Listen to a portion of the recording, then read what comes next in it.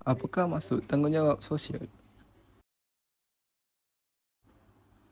Tanggungjawab sosial bermaksud komitmen individu atau sesebuah organisasi untuk beroperasi secara ekonomik dan mengambil kira keadaan persekitaran sosial di sekeliling mereka. Penjagaan alam sekitar.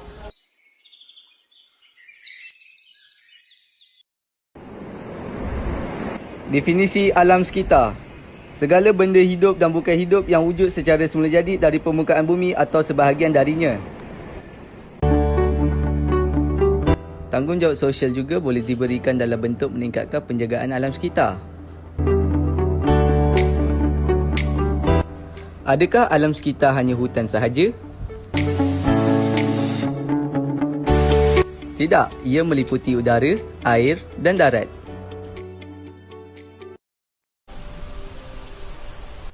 Adakah anda tahu bagaimana ingin menjaga alam sekitar?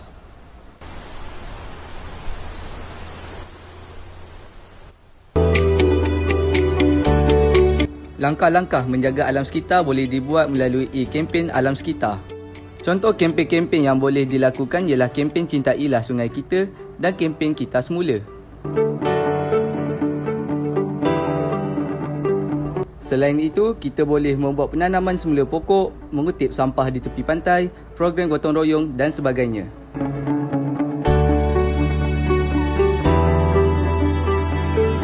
Khidmat Kaunseling.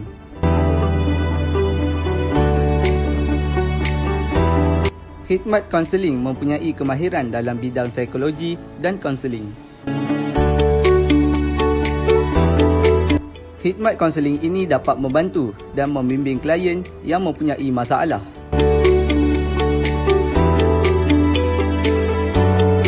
Hal ini dapat mengurangkan masalah dan kesukaran yang dihadapi oleh klien.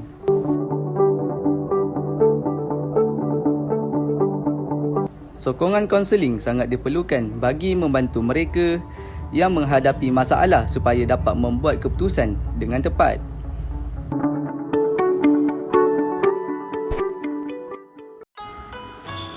Sumbangan kewangan.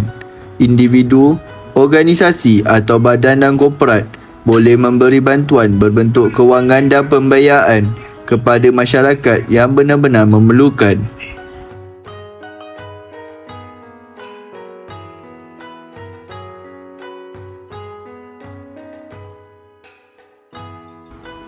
Apakah contoh bantuan yang boleh diberi seseorang individu?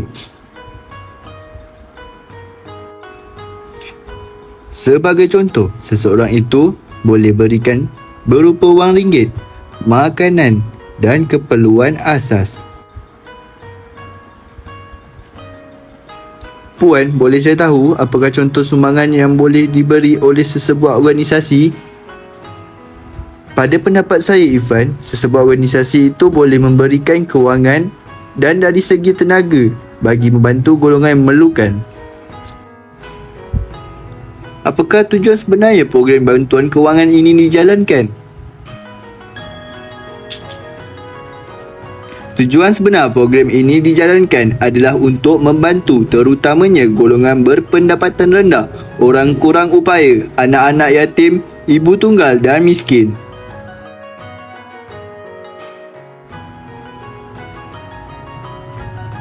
Perkhidmatan kesihatan apakah itu ya?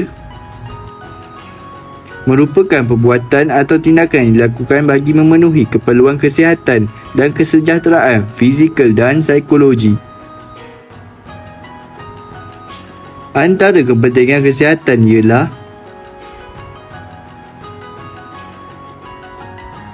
ia bagi meningkatkan kesedaran dan menitik beratkan betapa pentingnya kesihatan diri dari fizikal dan emosi. Apakah contoh tanggungjawab sosial berbentuk kesihatan? Antaranya ialah dengan menganjurkan program pendidikan kesihatan, kempen menderma darah, pencegahan AIDS, kefahaman penyakit kanser, menyediakan infrastruktur atau kemudahan awam, iaitu dengan menyediakan kemudahan masyarakat dari aspek yang pertama iaitu pembinaan, dan yang kedua ialah pusat-pusat ibadat. Yang ketiga pula kawasan taman rekreasi yang disediakan kerusi atau pondok rehat, bekalan paip air, pusat ibadah seperti surau. Keempat, dewan komuniti. Yang kelima pula gelanggang permainan tradisi. Gelanggang yang ada ialah gelanggang futsal, gelanggang sepak takraw, gelanggang badminton, sepak raga bulatan, dan yang terakhir ialah gasing. Bantuan bencana alam.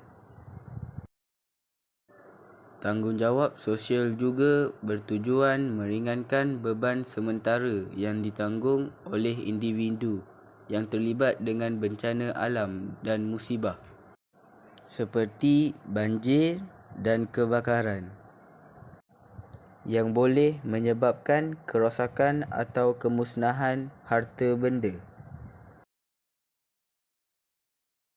Organisasi boleh menghulurkan pelbagai bantuan berbentuk makanan, mengemas dan membasuh rumah serta membaiki semula rumah. Bantuan dalam bidang pendidikan.